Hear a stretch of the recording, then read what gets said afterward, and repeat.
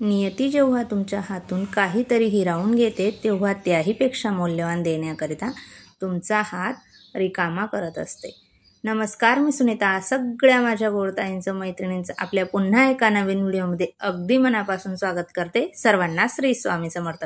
तुमचा सगळ्यांचा आजचा दिवस खूप छान, आनंदाचा आणि आरोग्यदायी जावो अशी स्वामींच्या चरणी प्रार्थना करते आणि आजच्या व्हिडिओला सुरुवात करते. कालच्या व्हिडिओला दिलेल्या भरभरून प्रेमासाठी, केलेल्या कमेंटसाठी तुमचे खरंच मनापासून खूप आभारी आहे. तर सकाळचा टायमिंग आहे, व्हिडिओला सुरुवात केलेली आहे. तर ताईंनो, मस्त छान, काल खरंच तुम्ही छान छान कमेंट केल्या व्हिडिओला. तुम्हाला व्हिडिओ आवडला आणि ज्या वेळेला खरंच तुम्हाला व्हिडिओ आवडला तर मला इतकं प्रसन्न वाटतं आणि व्हिडिओ बनवण्यासाठी म्हणजे किंवा मी ज्या वेळेला तुमचे कमेंट वाचते त्या वेळेला दुसरा व्हिडिओ बनवण्यासाठी जो उत्साह माझा आलेला असतो ना, तर खरंच काय सांगू तुम्हाला, खरंच खूप छान उत्साह येतो नवीन व्हिडिओ बनवण्यासाठी. तर आज खूप खुश होती कारण माझे बरेचसे सबस्क्रायबर वगैरे जे होते ते आजच्या दिवशी वाढलेले होते. अगदी म्हणजे मनासारखं होत चाललेलं आहे असं वाटत आहे आणि लवकरच जे आहे ते स्वप्न पूर्ण पण होणार आहे आणि तुमच्या सपोर्टमुळे सगळं काही शक्य आहे. तुमचा जर असा सपोर्ट राहिला तर सगळं शक्य होईल.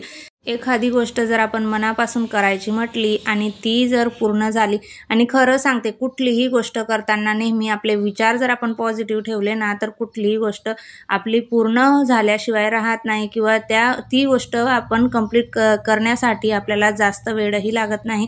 किंवा पॉझिटिव्ह विचार जर आपण मनामध्ये ठेवला ना, तर लवकरच आपलं जे स्वप्न आहे ते पूर्ण होत असतं. तर असो, कुठली पण गोष्ट असू द्या, आपल्याला ज्या क्षेत्राची आवड असले ना, आपण केलंच पाहिजे. आपण मागे न राहता त्या गोष्टींची पूर्ण करण्यासाठी म्हणजे तेवढीच आपण धावपळही केली पाहिजे. ती गोष्ट, आपला जो प्रयत्न आहे तो आपण सातत्याने चालूच ठेवायला पाहिजे. आणि प्रयत्न जर चालू ठेवले आणि भगवंताची जर आपल्याला साथ असेल तर नेहमी आपलं जे कार्य आहे ना ते झाल्याशिवाय राहत नाही. एक ना एक दिवस आपला येतोच. तर आपलं जे काम आहे ते झाल्याशिवाय राहत नाही. फक्त मनामध्ये विचार जे आहेत ना ते नेहमी पॉझिटिव्ह असले पाहिजे. पॉझिटिव्ह विचार असले की सगळं काही शक्य होतं. त्यामुळे नेहमी विचार करताना पॉझिटिव्हच विचार करावा. कारण असे बरेचसे अनुभव मला आलेले आहेत की जो विचार आपण व्यवस्थित असा विचार करू ना, पॉझिटिव्ह विचार ज्या गोष्टींचा करू ना, ती गोष्ट कंप्लीट झाल्याशिवाय राहत नाही. किंवा प्रयत्नही त्या गोष्टींसाठी आपल्याला तेवढेच करावे लागतात. प्रयत्न जर नाही केला आणि नुसतंच म्हणत राहिलो की ते कार्य व्हायला पाहिजे, तर तसंही नाही. त्या गोष्टींसाठी आपल्याला सतत धडपड जी आहे ती करावी लागते, तरच जे काही आहे ते शक्य होऊ शकतं. तर असो, इथं मस्त छान आज मला वांग्यांची भाजी बनवायची. ती सुरुवातीला तुरीची डाळ जी होती ती मी शिजवायला टाकलेली होती कुकरमध्ये. त्यानंतर वांगे जे होते ते कट करून घेतलेले होते. मधोमध मीठ घालून तेलामध्ये त्यांना सुरुवातीला व्यवस्थित असे फ्राय करून घेतले, जेणेकरून त्यांचा कच्चटपणा भाजीमध्ये लागू नये म्हणून. त्यानंतर मग तेलामध्ये जिरे, मोहरी, लसूण, कढीपत्ता आणि कांदा घातलेला होता. व्यवस्थित छान परतवून झाल्यानंतर मग त्याच्यामध्ये जे आपले रेग्युलर मसाले असतात, हळद, लाल तिखट, धना पावडर, गरम मसाला, ते घातलेले आहेत आणि चांगलं व्यवस्थित असं परतवून घेतलेलं आहे. त्यानंतर आपले परतवून घेतलेले वांगे त्याच्यामध्ये घातलेले आहेत आणि वरून थोडंसं शेंगदाण्याचं कूट घातलेलं आहे. जास्त करून वांगे घरामध्ये ह्या दोघी वांगे खात नाही, आम्ही दोघंच खातो.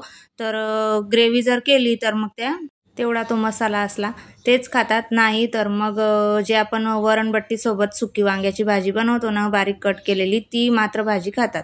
तर असं हे अख्खे वांगे बनवलेले होते आज. मसाला वांगे छान झालेले होते. थोडंसं पाणी घातलेलं होतं त्याच्यामध्ये. चवीनुसार मीठ घालून झाकण ठेवून आता कमी गॅसवर ही भाजी शिजवून घेणार आहे. दुसरीकडे शिफ्ट केलं. आता इकडच्या साईडला डाळ जी होती ती शिजवायला घातलेली होती. आता डाळीला फोडणी देऊन घेते, म्हणजे फोडणीची डाळ बनवणार आहे. आपल्या इथं तर फोडणीची डाळ म्हणजे सगळ्यांनाच खूप आवडते. खास करून सिद्धी आणि वेदून त्यांना तर आवडतेच. त्यामुळे आठवड्यातून एखाद्या वेळेस मी करतेच. कितीही सकाळी आवरायचं म्हटलं तर स्कूल वगैरे असली तर धावपळ ही होतच असते. शेवटी 11 वाजेला सिद्धीला जायचं होतं, तरी उशीरच झालेला होता कारण देवपूजा वगैरे आज भरपूर काय काय होतं. त्याच्यामुळे मग थोडं उशीरच देवपूजाच तेवढी आवरून घेतली आणि बाकीचं जे घासायचं वगैरे साहित्य होतं ते तसंच ठेवलं आणि स्वयंपाकाला जी सुरुवात होती ती केलेली होती मग मी. आणि आज सकाळपासून इतकी पावसाची सुरुवात झालेली होती, खूप म्हणजे अगदी रात्रीपासूनच पाऊस भरपूर झालेला होता आणि सकाळपासूनही पाऊस खूप होता.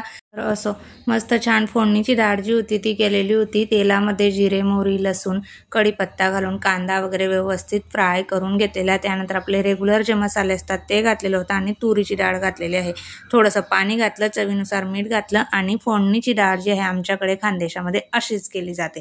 तर डाळीला फोडणी देऊन झाल्यानंतर तोपर्यंत आपले जे वांगे वांगे होते ते मस्त छान शिजलेले होते आणि तेल बघा किती छान मस्त सुटलेलं होतं. तर वांग्याची भाजी इतकी छान झाली होती ना, एक नंबर झाली होती खरंच, तुम्हाला कायच सांगू. तर असो पटापट सगळा स्वयंपाक जो होता तो उरकायचा होता. तर त्यासाठी मग आता परत ते वांगे जे होते ते खाली ठेवले दुसरीकडे. आता आपली डाळ होती ती ठेवली, आता ती शिजत आहे. तोपर्यंत आपल्या चपात्या ज्या आहेत त्या करून घेत आहे एका साईडला.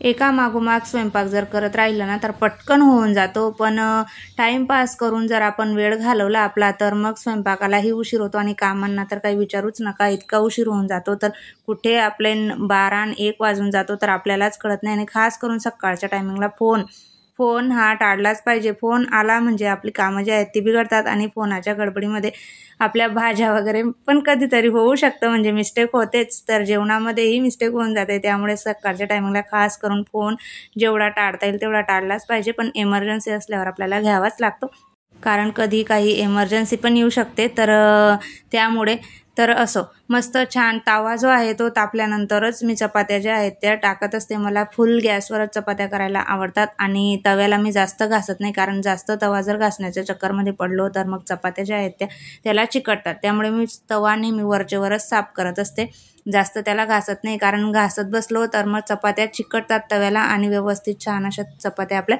फुगत पण नाही. आणि चपात्या माझ्या घडीच्याच असतात, म्हणजे 4 पुडी चपात्या असतात. तर आमच्या इकडे अशाच पद्धतीने करतात. आणि गावाकडे जास्त करून तेल वगैरे लावून आम्ही चपात्या करत नसतो, पण इकडे कसं यांना सगळ्यांना तेल लावून चपात्या आवडतात म्हणून मी तेल तेवढं लावत असते चपात्यांना. मस्त छान 4 पुडी चपात्या ज्या होत्या त्या केलेल्या होत्या, छान फुगतात 4 पुडी केल्या तर. आणि पूड वगैरे जे आहेत ते व्यवस्थित असे मोकळे होतात 4 पुडी चपातीचे. आणि अगदी आपण संध्याकाळपर्यंत जरी म्हणजे ती चपाती तशीच्या तशी मऊ अशी राहते, किंवा दुसऱ्या दिवशी सुद्धा चपाती मऊ राहते, खराब होत नाही. शक्यतोवर तर मी जेवढं लागेल तेवढंच बनवते, जास्त जेवण शिळं पडेल असं जेवण मी बनवतच नाही. लागलं तेवढंच थोडंफारच बनवते, कारण शिळं परत आपल्यालाच खावं लागतं, त्यामुळे मग नको, व्यवस्थितच बनवलेलं बरं.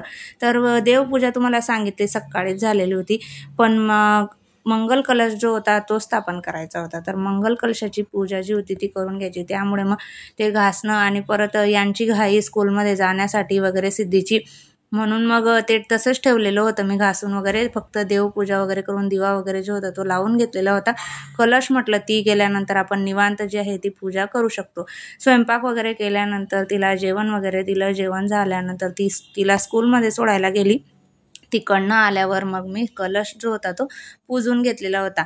तर मस्त छान कळस वगैरे घासून झाल्यानंतर मध्यभागी स्वस्तिक वगैरे काढून आंब्याची पानं किंवा नागवेलीची पानं ठेवतात, विड्याची पानं बरेच जणी. मी आंब्याचीच पानं ठेवते, विड्याच्या पानांचं झाड पण आहे माझ्याकडे, पण आधीपासून मला आता ही आंब्याच्या पानाचीच सवय झालेली आहे, त्याच्यामुळे मग मी आंब्याचीच पानं ठेवते. आणि नारळ जर आपल्याला बदलवायचा असेल तर मंगळवारी, गुरुवारी किंवा पौर्णिमेला आपण जो देवघरातला आपला नारळ आहे सुकला किंवा तडा गेला तर मग त्या दिवशी आपण करू शकतो, बदलवू शकतो नारळ. तर आजची देवपूजा जी होती ती झालेली होती. मंगळवारच्या दिवसाचा व्हिडिओ आहे. मंगल कलश वगैरे जो होता तो पूजून घेतलेला होता. आणि फुलांमध्ये ना तुळस भेटते, तर तुळशीचं मी काय करते अशा पद्धतीने देवांजवळ जी आहे ती ठेवत असते. सुरुवातीला मी तुळस आणत नव्हती, ज्या वेळेस तुळस देत होते ना, फुलवाले तुळस देतातच, मग मी घेत नव्हती. पण आता देवांना जे आहे ती बाळकृष्णाला, शालिग्रामला वगैरे एक एक पान तुळशीचं जे आहे ते देवांजवळ ठेवण्यासाठी मग घेऊन येते. आणि तुळस पण ठेवली ना तर छान वाटतं, म्हणजे हिरवं आणि फुलं वगैरे मस्त वाटतं देवघरामध्ये. तर असं देवपूजा वगैरे सगळी झाल्यानंतर मग मस्त छान अशी रांगोळी वगैरे जी आहे ती काढून घेतलेली होती. साधं जे फूल आहे तेच मी रांगोळी काढते. वारांच्या रांगोळ्या पण येतात, पण मी ते काढत नाही. शक्यतोवर मला छाप्यांच्या रांगोळ्या ना इतक्या आवडतच नाही, त्यामुळे मग मी हातानेच काढलेली रांगोळी जी आहे ती मला आवडते. नाही तर बरेचसे छापे वगैरे पण भेटतात, आणि ज्यांना वेळ नाही आहे ते आणून त्याच्याने काढू पण शकतात. तसं काही नाही, ज्याच्या त्याच्या आवडीप्रमाणे किंवा वेळेनुसार आपण जे आहे ते आपलं काम केलं पाहिजे. आजची देवपूजा जी आहे ती तुम्हाला दाखवते. मस्त छान प्रसन्न अशी देवपूजा आजची झालेली होती.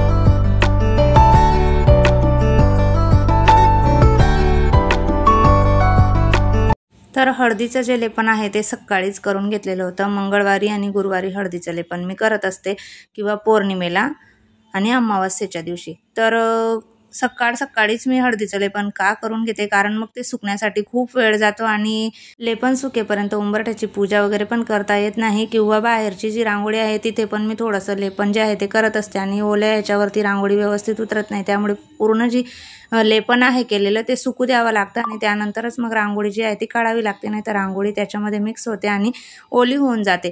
म्हणून मग सकाळी लवकरच सर्वात अगोदर उंबरठा छान स्वच्छ पुसून वगैरे घेतलेला होता आणि त्यानंतर मग त्याच्यावरती लेपन जे होतं हळदीचं ते करून घेतलेलं होतं आणि मग उंबरठ्याची पूजा केलेली होती। मग आता मस्त छान अशी रांगोळी वगैरे काढून घेते।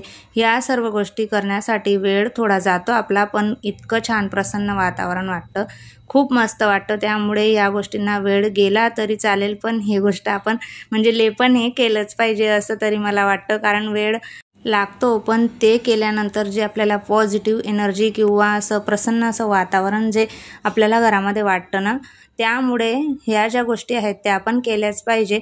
तर मस्त छान अशी रांगोळी जी होती ती काढून घेतलेली होती आज आणि उंबरठ्याचं जे पूजन होतं ते झालेलं होतं। बाहेरच्या साईडला बघा असं दिसतं आणि आतल्या साईडला रांगोळी वगैरे काढून झाल्यानंतर मग देवांना नैवेद्य दाखवलेला होता। मस्त छान मसाला वांग, फोडणीची डाळ, भात आणि चपाती।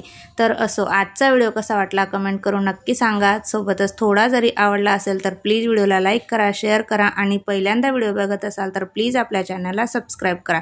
भेटूया पुन्हा नवीन व्हिडिओसह, तोपर्यंत श्री स्वामी समर्थ।